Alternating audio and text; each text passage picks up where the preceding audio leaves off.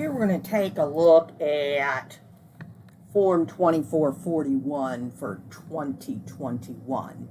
There are some differences, not as many differences as there were for the 8812 that we went over in previous videos. So here, like the old form, the name,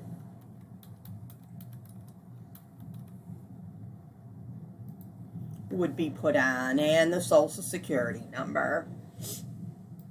Then you need the care provider's name. Also, before you even go through, you should look at these notes. Note A, you can't claim if you're married filing separate. We've talked about that many times. Okay. However, if you're married filing separate, and you have a court-ordered decree of legal separation, and you're living separately, you can go ahead and file yourself as single, and you could go ahead and still get the child and dependent care expenses. Also, of course, we already know about the abandoned spouse clause, which says that even if you don't have a legal decree of separation, if your spouse was gone for at least the last 6 months of the tax year, and you're the custodial parent of children, then you can file as head of household, and you, again, will not have a problem with this. For 2021, your credit for child, this is letter B, and dependent care expenses is refundable if you or your spouse, if married filing jointly, had a principal place of abode in the United States for more than half of 2021. If you meet these requirements, check this box. So, assuming that John Doe does meet those requirements, that he lived in the United States, then you would check that box. Okay, now let's go on to part 1. Here's where we have to put the care provider's name. And just like in days of old,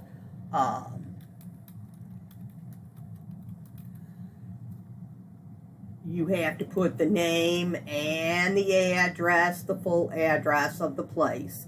Now, it can be someone that took care of your children in the home, but you're going to have to get their name and their address and their social security number.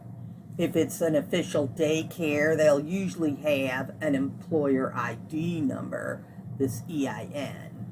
If you don't have anything in here, if you try to go ahead and leave this blank, you will not get this credit.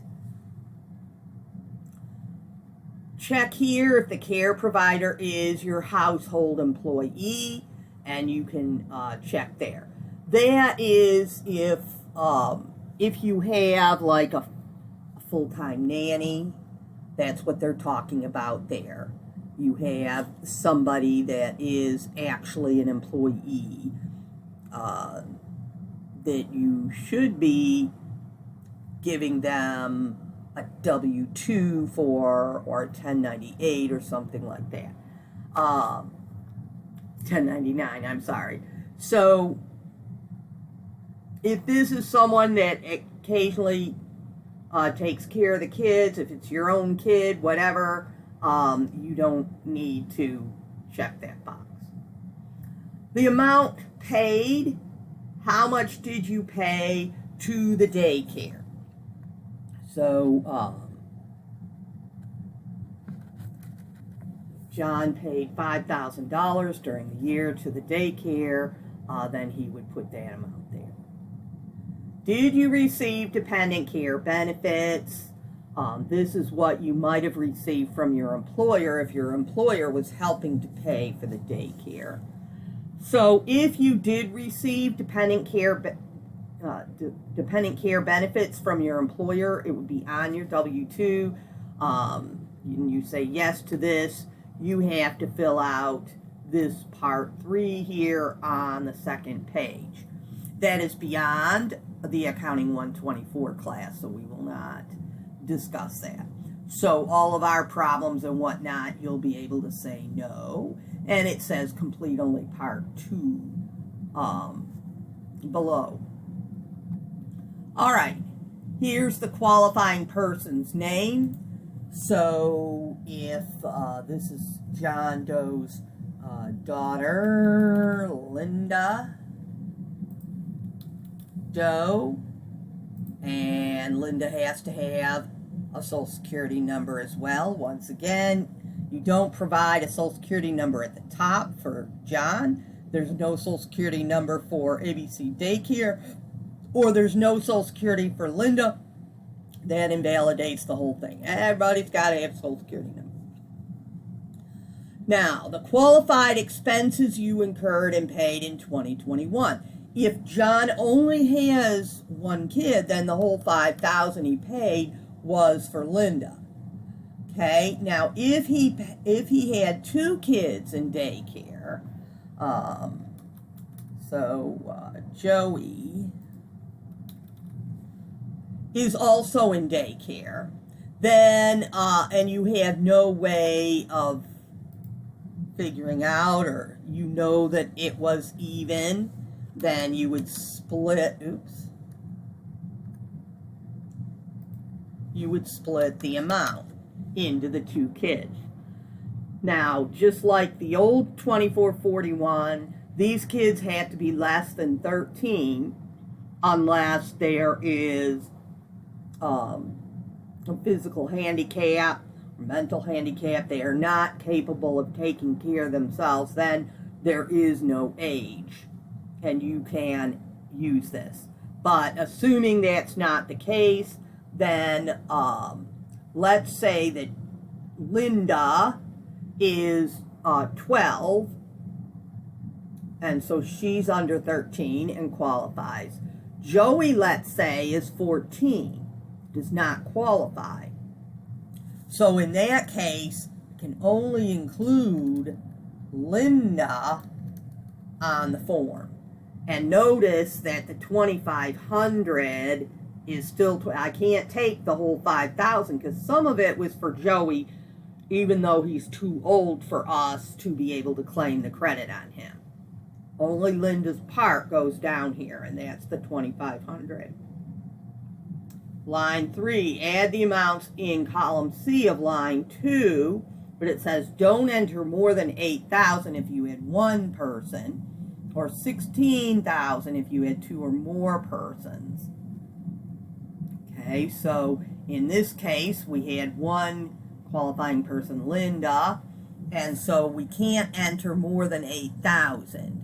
We put the same amount down, but if this $2,500 was $9,500, then on line 3 we would have to max it out at the 8,000.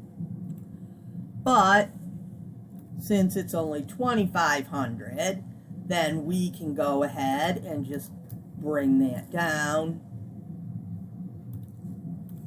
to $2,500 on line 3.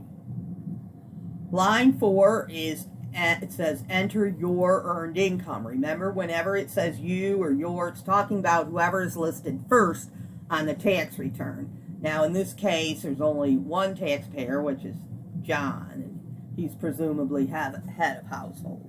So if he had $35,000 of earned income, remember that's wages or self-employment.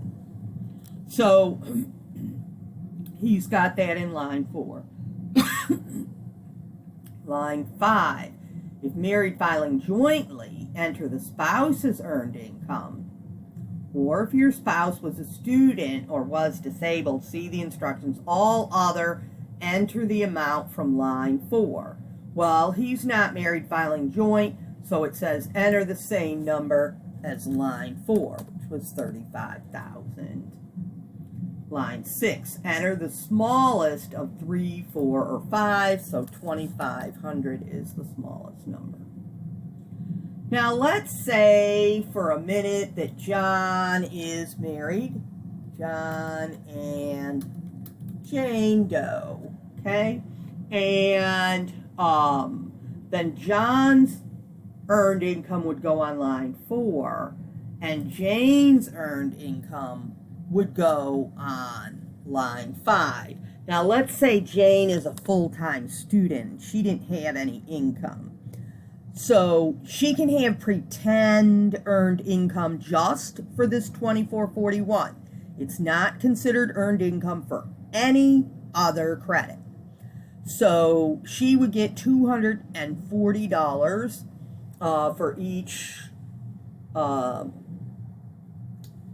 dependent that qualifies for this. So there's one. So she would get $250 per month of pretend earned income to use for this particular credit.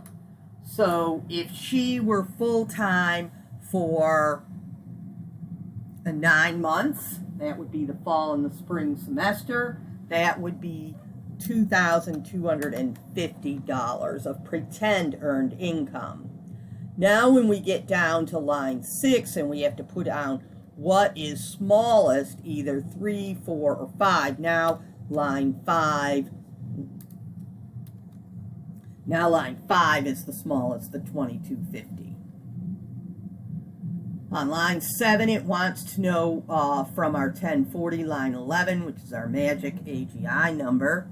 And so if